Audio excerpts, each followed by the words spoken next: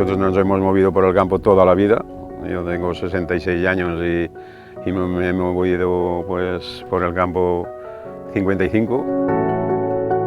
Los cazadores aportan una información adicional que nosotros en estos momentos no tenemos y ellos han hecho un trabajo bastante importante para llegar a conocer sus poblaciones. La metodología de los censos que utilizamos aquí es una metodología pionera porque buscamos en la bibliografía y así y no había nada similar en toda Europa. El cazador de hoy en día se ha implicado mucho en la gestión y se ha sacado mucho dinero de sus bolsillos, pero es hora de que la administración haga un paso adelante.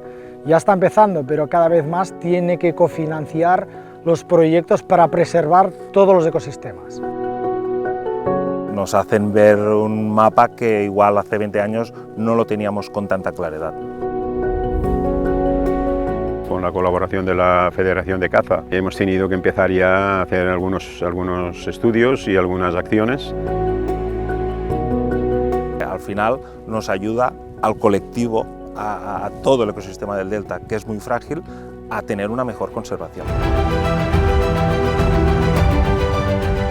Yo creo que seremos capaces, de alguna manera, de apartar el tema de que a ver quién tira más tiros y cambiarlo por a ver quién trabaja más para que haya lo máximo posible de especies para poder cazar.